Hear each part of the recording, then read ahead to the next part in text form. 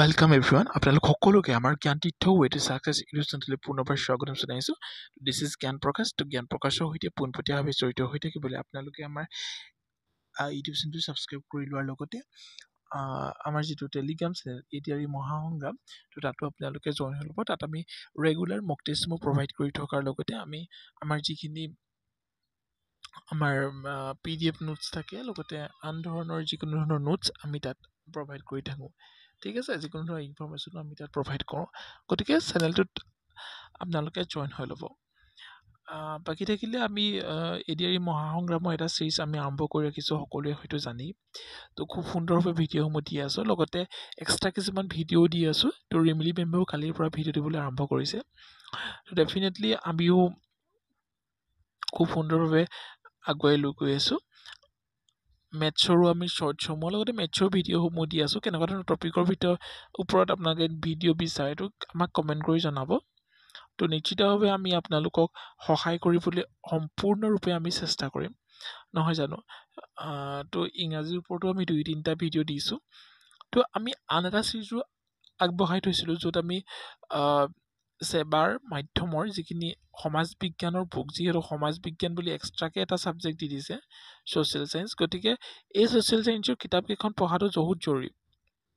গতিকে class 6 to class 10লৈকে যিখিনি আছে আমি সেইখিনি খৰচি মাৰি পঢ়িম। তো ক্লাছ 6ৰ আমি বৰ্তমান 2টা ক্লাছ হৈ গ'ল। তো 2টা ক্লাছত আমি খুব সুন্দৰভাৱে ক্লাছ 6ৰ MCQসমূহ উলিয়াই প্ৰায় 10টা কুৱেশ্যনছ ডিছকাশ্যন কৰি আছোঁ।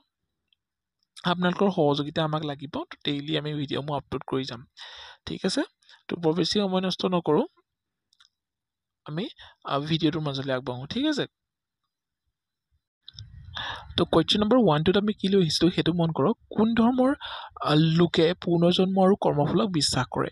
চাওক, কুৱেশ্যন নম্বৰ 21, আচলতে 1 বুলি ক'লে 21, কাৰণ আমি 22টা কুৱেশ্যন ইতিমধ্যে আলোচনা কৰিছোঁ। আৰু এই 21 নম্বৰ কুৱেশ্যনটো আমি কি কৰিছিলোঁ, পূৰ্বৱৰ্তী ভিডিঅ'টোত আমি এই কুৱেশ্যনটোকে আপোনালোকক হোমৱৰ্ক এটা কুৱেশ্যন হিচাপে দিছিলোঁ। আমি প্ৰতিটো ভিডিঅ'তে এটা হোমৱৰ্ক কুৱেশ্যন আপোনালোকে ৰাখোঁ, ঠিক আছে।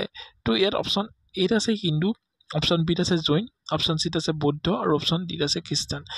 মই কৈছিলোঁ যে হিন্দু ধৰ্ম কেতিয়াও হ'ব নোৱাৰে। Yes, option B will be the correct answer, অৰ্থাৎ জৈন ধৰ্মৰ সকলোবিলাক লোকে কি হয়, পূৰ্ণব্ৰহ্ম আৰু কৰ্মফলক তেওঁলোকে বিশ্বাস কৰে।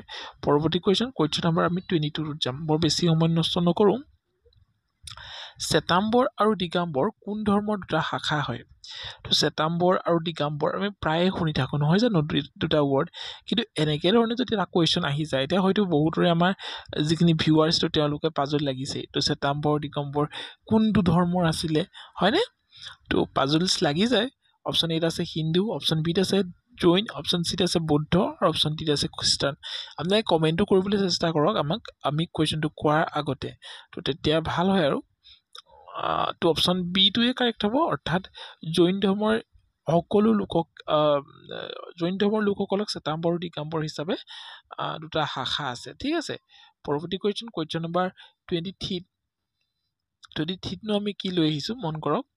মহাবীৰৰ বাল্যকালৰ নাম কি আছিল? তো বাল্যকালৰ যিটো নাম মহাবীৰৰ, তো বহুতে সিদ্ধাৰ্থ বুলি কনফিউজ কৰিব। তো বৰ্ধমান হয় মহাবীৰৰ বাল্যকালৰ নাম, ঠিক আছে।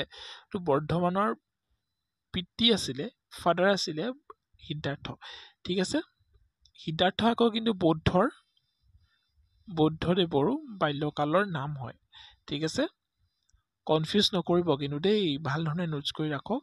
মই যিখিনি আমাৰ ক্লাছ 6ৰ বুকছত আছে তো সেইখিনিয়ে আনিছোঁ, বেছি ডিটেইলছত ডিছকাশ্যন কৰিবলৈ নাযাওঁ। ডিটেইলছৰ কাৰণে আমাৰ মহাসংগ্ৰাম আছে, তো মহাসংগ্ৰামত আমি এইবিলাক খুব সুন্দৰভাৱে আলোচনা কৰিম। আৰু লগতে আন চিৰিজবিলাকো আছে, হয়নে? তো সময় আমাৰ হাতত যথেষ্ট কম। মহাবীৰৰ জন্ম ক'ত হৈছিল আহিব পাৰে কুৱেশ্যনত। আনচাৰ হৈছে কুণ্ডপুৰ বুলিয়ে প্ৰায়ে থাকে, কিন্তু কেতিয়াবা ভজ্জী, সংঘৰাজ্য, লিছবৰ এই ৱৰ্ডকেইটাও মনত ৰাখি থ'ব। তো মহাবীৰৰ জন্ম হৈছিল ক'ত? কুণ্ডপুৰ, ভজ্জী, সংঘৰাজ্য, লিছবৰত, ঠিক আছে।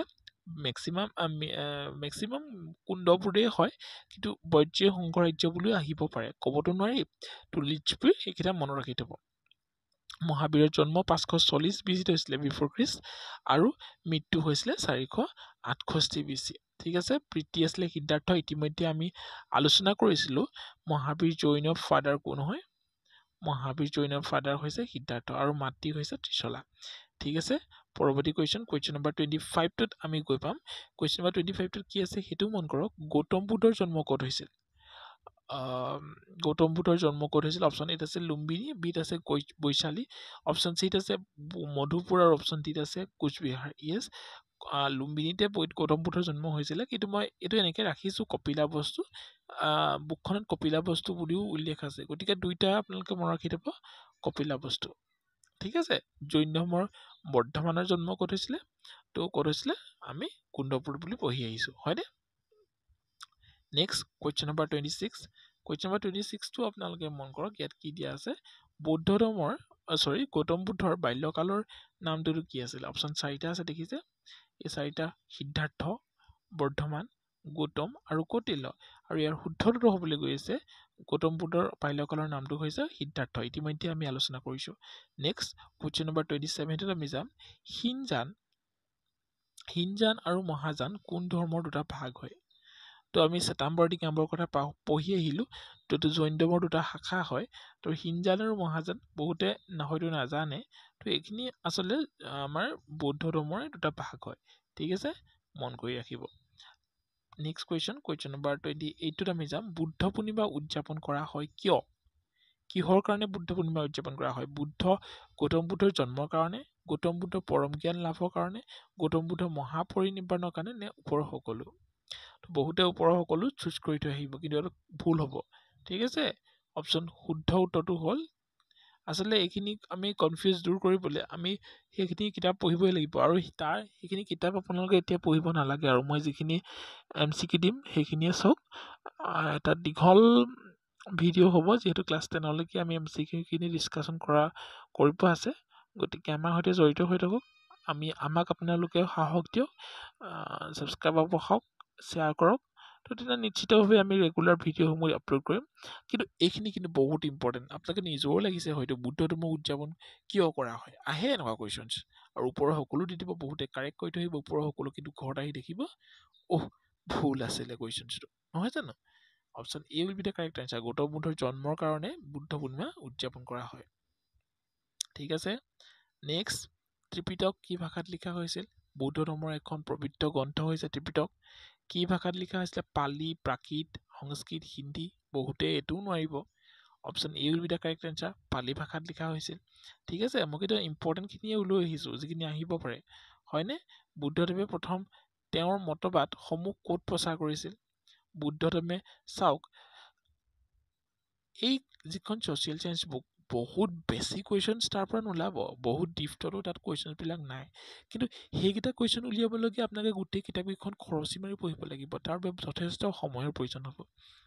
কিন্তু তাৰ বাবে আমি কি কৰিছোঁ এটা প্লেলিষ্ট বনাই দিছোঁ হয়নে য'ত আমি প্ৰায় 10টা ভিডিঅ' 10 মিনিটত 10টা কুৱেশ্যনছ আমি 10 মিনিটত কি কৰিছোঁ শেষ কৰিছোঁ এনালাইচিছ কৰি তো এনেকৈ ধৰণে আমি ক্লাছ 6 to 10 লৈকে গোটেই ছ'চিয়েল চায়েন্স আমি শেষ কৰি দিম তাতকৈ আৰু আপোনালোকক কি লাগিছে কওক খালি আপোনালোকে আমাৰ ভিডিঅ'সমূহ সম্পূৰ্ণভাৱে শ্বেয়াৰ কৰিব লাগিব ভিউজ দিব লাগিব কমেণ্ট কৰিব লাগিব ভিডিঅ'সমূহ কেনেকুৱা পাইছে ভিডিঅ'সমূহ চাই কেনেকুৱা পাইছে কমেণ্ট কৰিব লাগিব কুৱেশ্যনসমূহৰ ৰিপ্লাই আমাক কমেণ্ট বক্সত দিব লাগিব হয়নে লাইক কৰিব লাগিব ভিডিঅ' তেতিয়াহে আমাৰ ভাল লাগে তেতিয়াহে আমি ভিডিঅ'সমূহ আপোনালোকৰ বাবে